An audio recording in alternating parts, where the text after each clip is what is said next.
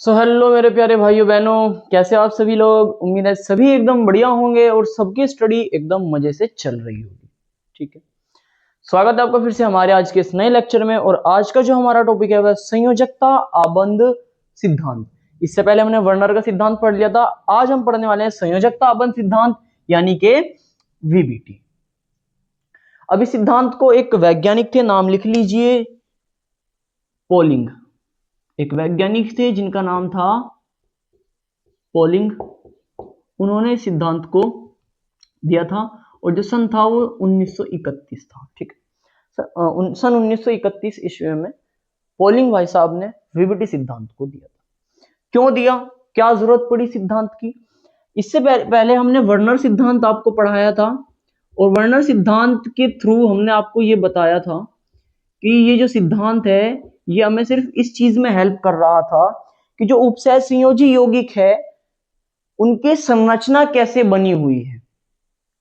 ठीक है ना, कैसे वो संरचना बना रहे हैं, लिगैंड किस प्रकार जुड़े हुए हैं केंद्रीय धातु परमाणु से, मुख्य रूप से ये बात। ठीक है, इस सिद्धांत की जरूरत हमें इसलिए पड़ी क्योंकि इसके साथ साथ हमें यह भी जानना था कि भैया संकरण, केंद्रीय धातु परमाणु पर क्या संकरण है। ठीक है, उसका चुंबकीय गुण कैसा है, उसका चुंबकीय गुण कैसा है, यह भी हमें जानना था। तीसरा कि वो किस प्रकार की ज्यामिति बना रहा है। ज्यामिति मतलब जियोमेट्री, किस प्रकार की वो शेप बना रहा है, एक तरीके से समझ लीजिए। क्या वो रेखीय है, क्या वो चतुष्फलकीय है, या वो त्रिकोणीय है, या फिर वो अष्टफलकीय है, ये सब। तो इन सब की बातों का भी हमें क्या लेना था, जानने की इच्छुक हुई जब हमारे पास वर्नर सिद्धांत आया। तो इन सब बातों को बताने के लिए हमारे पास पोलिंग ने 1931 ईस्वी में एक सिद्धांत दिया जिसे हमने बोलते हैं संयोजकता आबंध सिद्धांत। ठीक है, अब इस सिद्धांत की मुख्य बातें क्या क्या थी। सबसे पहली बात ये थी हमारे पास, मैं रफ कर रहा हूं फटाफट से, इसे उतार लीजिए एक बार। कैसे लिखोगे आप थ्योरी में कि सन 1931 ईस्वी में पोलिंग ने उपसहसंयोजी यौगिकों में केंद्रीय धातु परमाणु पर संकरण, उसके चुंबकीय गुण और उनकी ज्यामिति को समझाने के लिए एक सिद्धांत दिया था। इसे ही संयोजकता आबंध सिद्धांत कहते हैं। इस सिद्धांत के मुख्य बिंदु निम्नलिखित हैं। पॉइंट नंबर 1, अब मैं सिर्फ कर रहा हूं, फिर पॉइंट नंबर 1 लिखता हूं। तो चलिए मुख्य बिंदु लिखते हैं। सबसे पहला बिंदु यह था कि सबसे पहले केंद्रीय धातु परमाणु अपनी ऑक्सीकरण संख्या के अनुरूप, अपनी ऑक्सीकरण संख्या के अनुसार इलेक्ट्रॉनों को त्याग कर धनायन बनाता है। सबसे पहली बात यह है। सबसे पहले क्या होगा कि जो आपका केंद्रीय धातु परमाणु होगा, केंद्रीय धातु परमाणु होगा, वो इलेक्ट्रॉन त्याग कर धनायन बनाएगा। क्या बनाएगा, धनायन बनाएगा। ठीक है, थ्योरी में बोल रहा हूं वो आप लिख लीजिए, यहां पे मैं सिर्फ शॉर्ट फॉर्म में आपको चीजें लिखवाऊंगा। ठीक है, सर्वप्रथम केंद्रीय धातु परमाणु अपनी ऑक्सीकरण संख्या के अनुसार इलेक्ट्रॉन त्याग कर धनायन बनाता है। ठीक है, दूसरा पॉइंट, केंद्रीय धातु परमाणु के पास, केंद्रीय धातु परमाणु या आयन, क्योंकि धनायन बना लिया है ना उसने, तो आयन भी आप लिख दीजिए, या आयन के पास रिक्त परमाणु कक्षक, रिक्त परमाणु कक्षक होना आवश्यक है, होना आवश्यक है। यानी कि हम जिस उपसहसंयोजी यौगिक की बात कर रहे हैं उसमें जो केंद्रीय धातु परमाणु है उस पर रिक्त कक्षक होने बहुत जरूरी है। रिक्त कक्षक, कक्षक होते हैं ऑर्बिटल, जैसे एस है ना, पी और डी है ना। एस में एक डब्बा होता है, पी में 3 डब्बे होते हैं और डी में कितने होते हैं, 5 डब्बे होते हैं। इस तरीके से इन्हें बोला जाता है कक्षक। तो जो केंद्रीय धातु परमाणु है उस पर रिक्त कक्षक होना बहुत ज्यादा जरूरी है। पॉइंट नंबर 3 क्या है, रिक्त कक्षक आपस में संलयित होकर, है ना, रिक्त कक्षक आपस में संकरण करके या संलयित होकर समान संख्या व समान ऊर्जा के नए संक्रित कक्षकों का निर्माण करते हैं। क्या पॉइंट बोला मैंने, क्या बोला मैंने?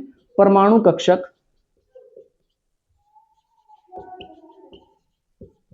आपस में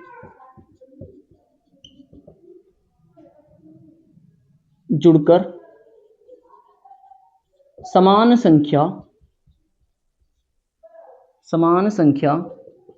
व समान ऊर्जा के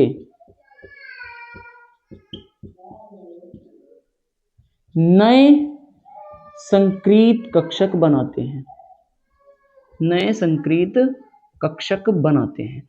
बस थोड़ा सा वेट करो, फिर इन सारे पॉइंट को मैं आपको एग्जाम्पल के साथ भी समझाऊंगा, और संकर्ण निकालना भी आज ही के लेक्चर में मैं आपको सिखाने वाला हूं कि कैसे संकर्ण निकाल सकते हैं। ठीक है, तो तीसरा पॉइंट यह है कि जितने भी परमाणु कक्षक होंगे जो रिक्त होंगे वो आपस में जुड़कर समान संख्या के, मान लीजिए अगर हमारे पास दो कक्षक आपस में संलयित हुए हैं, दो कक्षक ने संकरण किया है ना, तो दो ही कक्षक बनेंगे और जितनी पहले कक्षकों की ऊर्जा होगी उतनी ही बाद वाले जो नए कक्षक बने हैं जिन्हें संक्रित कक्षक बोलते हैं उनकी ऊर्जा के समान होगी। ठीक है, यानी कि अगर दो परमाणु कक्षक आपस में संकरण कर रहे हैं तो जो नए कक्षक बनेंगे जिन्हें संक्रित कक्षक बोलते हैं उनकी भी संख्या 2 होगी। ठीक है, तो समान संख्या वाले और समान ऊर्जा के नए संक्रित कक्षकों का निर्माण होता है। अब इन नए संक्रित कक्षकों में लिगैंड इलेक्ट्रॉन युग्म को क्या करता है, दान कर देता है और केंद्रीय धातु परमाणु के साथ उपसहसंयोजी बंध बनाता है। अगला पॉइंट क्या है, अगला पॉइंट क्या है, पॉइंट नंबर 4। उम्मीद है कि आपको दिख रहा होगा, एक मिनट चेक कर लेता हूं दिख रहा है कि नहीं। हाँ दिख रहा है, बहुत बढ़िया। पॉइंट नंबर 4 क्या है, इन रिक्त संक्रित कक्षकों में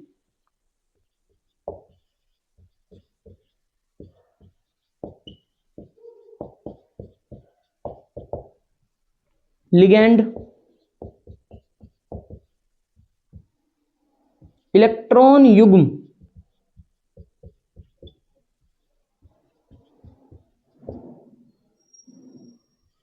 दान करके उपसहसंयोजी बंध का निर्माण करते हैं, उपसहसंयोजी बंध का निर्माण करते हैं।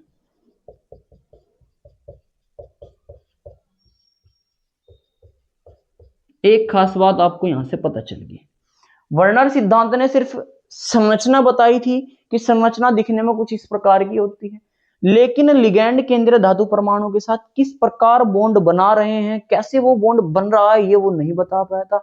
ये किसने बताया था, हमारे पास वीबीटी ने। तो कैसे बन रहे हैं कि जो हमारे पास रिक्त संक्रित कक्षक बने हैं, जो नए कक्षक बने हैं, कैसे बने हैं नए कक्षक, पुराने कक्षक आपस में जब जुड़े तब नए कक्षक बने हैं।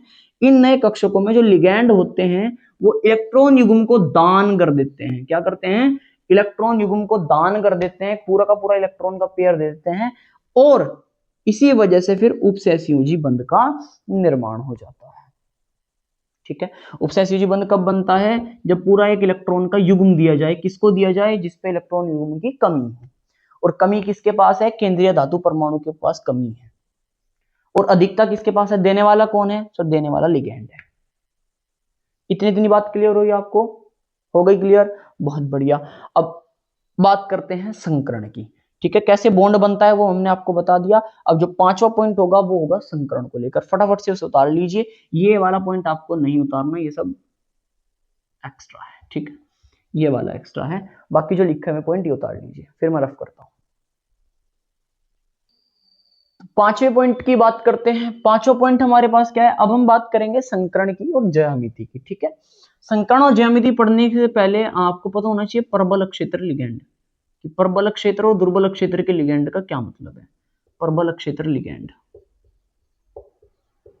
बड़ा ही आसान सा टॉपिक है, जरा ध्यान से सुनने का प्रयास करना भाई, ध्यान से सुनने का प्रयास करना। मैंने आपको बताया कि जो लिगैंड है वो केंद्रीय धातु परमाणु को एक इलेक्ट्रॉन युग्म दान कर देगा, कम से कम एक इलेक्ट्रॉन युग्म दान कर देगा। हो सकता है कि जो वो लिगैंड है वो प्रबल इलेक्ट्रॉन युग्म दाता परमाणु हो, प्रबल इलेक्ट्रॉन युग्म दाता हो, प्रबल है मतलब बहुत ज्यादा मात्रा में, बहुत स्ट्रांगली वो इलेक्ट्रॉन युग्म को देता हो। तो इस वजह से क्या होगा कि जो परमाणु, जो धातु परमाणु आयन होंगे, उसके जो इलेक्ट्रॉन होंगे वो पुनर्विन्यास हो जाएंगे, पुनर्विन्यासित हो जाएंगे। पुनर्विन्यासित होने की वजह से जो अयुग्मित इलेक्ट्रॉन थे उनका युग्मन हो जाएगा। दोबारा से सुनो जरा क्या बोल रहा हूं मैं। प्रबल क्षेत्र लिगैंड वे लिगैंड जो धातु परमाणु, जो धातु परमाणु के अयुग्मित इलेक्ट्रॉनों का,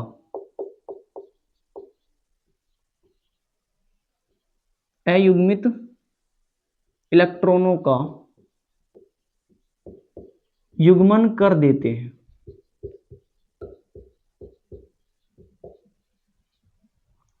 प्रबल क्षेत्र लिगैंड कहलाते हैं। इनका एग्जाम्पल क्या है, इसका संकरण में यूज होगा बेटा, क्या होगा मैं बताऊंगा अभी, जस्ट सुनना अभी।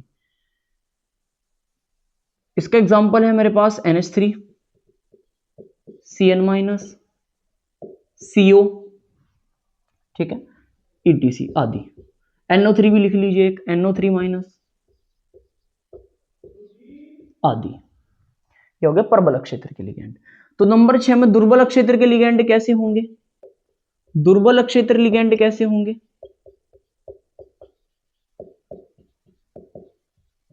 दुर्बल क्षेत्र के लिगैंड वे हो जाएंगे जो धातु परमाणु के अयुग्मित इलेक्ट्रॉनों का युग्मन नहीं करते हैं। सही बात है, जो इलेक्ट्रॉनों का युग्मन कर दे रहे हैं वो होंगे प्रबल क्षेत्र लिगैंड, और जो इलेक्ट्रॉनों का युग्मन नहीं कर रहे हैं वो होंगे दुर्बल क्षेत्र के लिगैंड। अब इसके एग्जाम्पल कौन कौन से हैं सर दुर्बल क्षेत्र वाले के? तो F हो गया, F-, Cl-, Br-, I-, है ना। इसके अलावा आपका H2O, ठीक है, NO3-, ये सब, ये NO2 है, ध्यान रखना, सॉरी NO2 है भाई, ये NO2-, ठीक है, NO3- दुर्बल क्षेत्र का लिगैंड है। तो ये सब कौन से हो गए दुर्बल क्षेत्र के लिगैंड? जैसे पानी, पानी भी क्या है, दुर्बल क्षेत्र का लिगैंड है। ठीक है सर। पॉइंट नंबर 7, संकरण। संकरण कुछ इस प्रकार होगा, कैसे सर? अगर मेरे पास संकरण sp होगा तो जो ज्यामिति होगी, इधर मैं संकरण लिख देता हूं, इधर मैं ज्यामिति लिख देता हूं, ठीक है। अगर मेरे पास संकरण sp होगा तो ज्यामिति होगी रेखीय, ठीक है। अगर मेरे पास संकरण sp3 होगा तो मेरे पास होगी चतुष्फलकीय, चतुष्फलकीय। अब कुछ बच्चों का डाउट आया होगा सर sp2 नहीं है क्या? बिल्कुल है, बहुत कम यौगिकों में देखने को मिलता है sp2। लिख देता हूं फिर भी, अगर sp2 होगा तो त्रिकोणीय होगी संरचना। कैसी होगी? त्रिकोणीय होगी सर, हालांकि आपको देखने को नहीं मिलेगा यौगिकों के अंदर। चौथा, हो सकता है dsp2 हो, dsp2 हो, ऐसा भी देखने को मिल सकता है, और ये बहुत ज्यादा यौगिकों में देखने को मिलेगा। तो संरचना होगी वर्गाकार समतलीय, वर्गाकार समतलीय। हो सकता है आपको 5वें नंबर पर संकरण देखने को मिला sp3d2, sp3d2, तो ये होगा अष्टफलकीय, अष्टफलकीय। और कौन सा अष्टफलकीय? बाह्य डी कक्षक वाला, बाह्य डी कक्षक वाला। देखो ये डी बाहर है इसलिए बाह्य डी कक्षक अष्टफलकीय है। और अगर ये डी कक्षक अंदर हो, अंदर से मतलब पहले d2 आए फिर sp3 आए, d2 sp3 हो, तब भी अष्टफलकीय ही रहेगा, लेकिन ये आंतरिक डी कक्षीय होगा, आंतरिक डी कक्षक अष्टफलकीय। क्यों? क्योंकि अंदर की ओर डी है। अब ये अंदर की ओर डी कब आएगा और बाहर की ओर डी कब आएगा, ये अब आपको समझ आएगा जब मैं आपको एग्जांपल लेके सिखाता हूं। अब आपका वेट ओवर हो चुका है, जो पॉइंट थे थ्योरी वाला काम था वो फिनिश हो चुका। अब मैं आपको एग्जांपल से चीजें कवर कराता हूं, ठीक है, फटाफट से उतार लीजिए। हाँ जी, देखिए 7वां पता नहीं 8वां पॉइंट था हमारा, जो भी था एक बार और मैं लिख देता हूं, 7वां और 8वां। एक पॉइंट है अणुचुंबकीय, चुंबकीय गुण रह गया ना अभी, वो भी लिख देता हूं, अणुचुंबकीय, एक लाइन में लिख दूंगा बस। और 8वां जो भी होगा हमारा वो होगा प्रतिचुंबकीय, प्रतिचुंबकीय। ठीक है, अणुचुंबकीय कौन होंगे, प्रतिचुंबकीय कौन होंगे? अयुग्मित इलेक्ट्रॉन अगर हैं, अयुग्मित इलेक्ट्रॉन अगर हैं तो यौगिक होगा अणुचुंबकीय, है ना। अगर धातु परमाणु के पास बॉन्ड बनाने के बाद भी अयुग्मित इलेक्ट्रॉन बच जाते हैं तो उसके बाद हम उसे क्या बोल देंगे, अणुचुंबकीय। और अगर नहीं है तो फिर हम उसे क्या बोल देंगे, अगर किसी के पास सिर्फ युग्मित है, अयुग्मित इलेक्ट्रॉन नहीं है, सिर्फ युग्मित है, तो फिर वो क्या होगा, प्रतिचुंबकीय होगा। ये भी हम अभी संकर्ण में हिसाब से करेंगे। तो सबसे पहला एग्जांपल लेते हैं, देखिए एग्जांपल नंबर 1। तो चलिए सबसे पहला एग्जांपल हमने ले लिया, आपके सामने ये रखा हुआ। अब हमें इसमें क्या बताना है, हमें से एक तो इसका संकरण बताना है क्या है, ठीक है, एक इसकी चुंबकीय गुण बताना है कि अणुचुंबकीय है कि प्रतिचुंबकीय है, ठीक है, एक इसकी ज्यामिति बतानी है यौगिक की, इसकी ज्यामिति कैसी है। ठीक है, तो चलिए फटाफट से बात करते हैं। सबसे पहले हम कोबाल्ट लेंगे और कोबाल्ट का जो नंबर पड़ता है वो 27 पड़ता है, और उसका जब इलेक्ट्रॉनिक विन्यास हम करेंगे तो कुछ ऐसा होगा, 1s2 2s2 2p6 3s2 3p6 4s2 और 3d7। ठीक है, 27 इलेक्ट्रॉन है, 27 इलेक्ट्रॉन हमने भर दिए। लेकिन सबसे पहला पॉइंट क्या कहता है कि जो केंद्रीय धातु परमाणु होता है वो अपनी ऑक्सीकरण संख्या के अनुसार इलेक्ट्रॉनों को त्याग देता है। अब यहां पर इसकी ऑक्सीकरण संख्या देखिए, NH3 की तो 0 होती है, इसकी तो 0 होती है, और प्लस का 3 आया हुआ है, तो मतलब कोबाल्ट की यहाँ पर ऑक्सीकरण संख्या कितनी है, 3 है। प्लस का 3 इसकी ऑक्सीकरण संख्या है, और ऑक्सीकरण संख्या के अनुसार ये इलेक्ट्रॉन को त्याग देगा। प्लस का 3 आया है तो मतलब इसने कितने इलेक्ट्रॉन त्याग दिए, सर इसने 3 इलेक्ट्रॉन त्याग दिए। कितने इलेक्ट्रॉन त्याग दिए, 3। यानी कि CO पर जब ट्रिपल प्लस था तो उसमें से 3 इलेक्ट्रॉन की कमी हो गई। तो हम जब इसका दोबारा से इलेक्ट्रॉनिक विन्यास लिखेंगे तो कुछ इस प्रकार होगा, 3s2 3p6।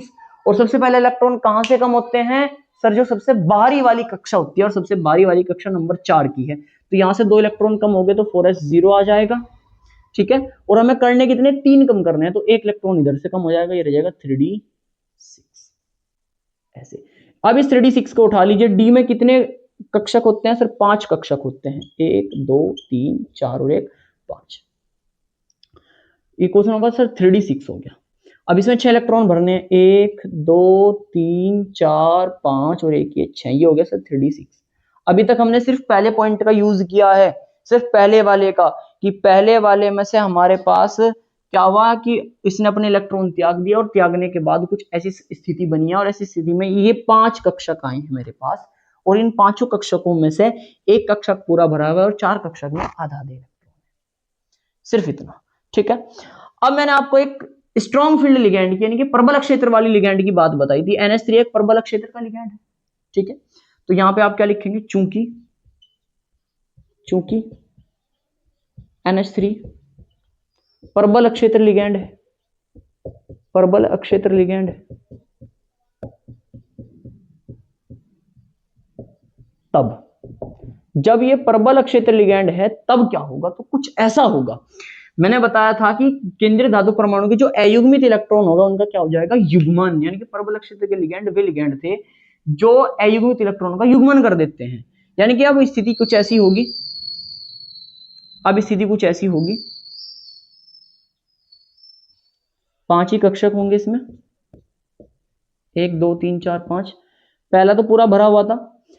अब ये वाला जो इलेक्ट्रॉन है ये पहले वाले को आकर युग्मित कर देगा, यानी कि पहला पूरा भर जाएगा, ये वाला इस वाले को युग्मित कर देगा, यानी कि पूरा का पूरा फिल हो गया, युग्मित हो चुके।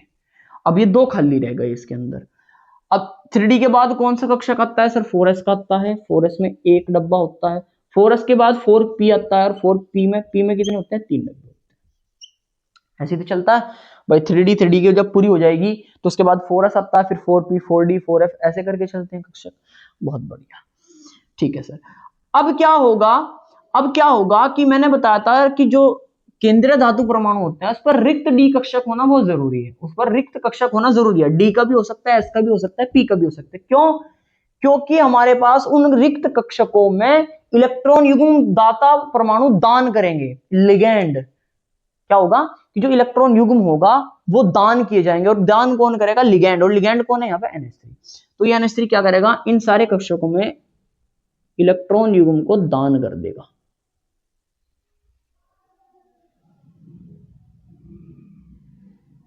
सर कितनों में दान करेगा? जितने लिगेंड है। कितने लिगेंड है सर? 6 लिगेंड है तो सिर्फ 6 में करेगा। 2 तो यहां पे कर दिए, एक ये कर दिया, एक ये कर दिया, एक ये कर दिया, एक ये कर दिया। टोटल 6 हो गए क्या? 2 3 4 5 6। जी बिल्कुल 6 हो गए। यहां पर भी एक NH3 आया है, यहां पर भी एक NH3 लिगेंड आया है, ठीक है ना। यहां पर भी एक NH3 लिगेंड आया है और यहां पर भी NH3 लिगेंड आया है। जहां जहां पर NH3 लिगेंड ने इलेक्ट्रॉन को दान किया है वहां वहां पर आप NH3 लिख दोगे। अब जिन कक्षकों में NH3 ने जाके इलेक्ट्रॉन युग्म को दान किया है वो कक्षक आप बराबर साइड में लिख लीजिए या नीचे लिख लीजिए। मेरे पास जगह नहीं है तो मैं सामने लिख रहा हूं। सर 2 तो डी के गए हैं, 2 तो डी में गया है तो D2, एक S में गया है तो एक S और 3 P में गया है तो P3, यानी कि संकरण हो गया सर D2sp3। खत्म बात। बताइए सारी कहानी आई समझिए नहीं? थोड़ा सा पेशेंट रखना होता है, बिल्कुल सब कुछ सॉल्व हो जाएगा भाई साहब, टेंशन नहीं लेने का। तो 6 NH3 थे, 6 NH3 मैंने भर दिए। अच्छा अगर मेरे पास NH3 बचा होता तो फिर मैं कौन से में भरता? 4S हो गया, 4P हो गया, तो उसके बाद में 4D में भरता, 4 के सारी कक्षक भरता पहले, तब आगे जाता मैं फिर। ठीक है, लेकिन मेरे पास जब यहीं तक काम हो गया तो मैं आगे नहीं गया। 2 D के कक्षक भरे हैं, एक P का कक्षक, सॉरी S का कक्षक भरा है और 3 P के कक्षक भरे हैं, तो संकरण हो गया D2sp3। और D2sp3 किसका होता है? ये तो हो गया संकरण। तो ज्यामिति क्या हो जाएगी सर? ज्यामिति हो जाएगी अष्टफलकीय। ज्यामिति हो जाएगी अष्टफलकीय। कौन सा अष्टफलकीय? बाह्य अष्टफलकीय या आंतरिक अष्टफलकीय? सर डी अंदर है, पहले डी में भरा है ना भाई साहब, डी अंदर है तो आंतरिक डी कक्षक अष्टफलकीय इसकी संरचना है। आंतरिक ज्यामिति है, आंतरिक डी कक्षक अष्टफलकीय इसकी ज्यामिति है। क्या आपको इसमें अयुग्मित इलेक्ट्रॉन देखने को मिल रहा? सबके सब युग्मित है ना, नीचे देखो सबके सब युग्मित है। अगर इसमें अयुग्मित इलेक्ट्रॉन नहीं है यानी कि सारे के सारे युग्मित है, तो ये कैसा होगा? प्रतिचुंबकीय होगा। यानी कि ये इसका पहला पॉइंट, ये इसका दूसरा पॉइंट संकरण वाला, सॉरी संकरण वाला पहला है, ये हमने इसका पहले पे संकरण बताया, ये हमने दूसरे पे इसकी क्या बताई? ज्यामिति, और ये तीसरे पे हमने इसका चुंबकीय गुण बता दिया कि सर ये प्रतिचुंबकीय है, प्रतिचुंबकीय है। तो यहां पर आपका संकरण वाला टॉपिक भी खत्म हो जाता है और यहां पर आपका VBT भी खत्म हो जाता है।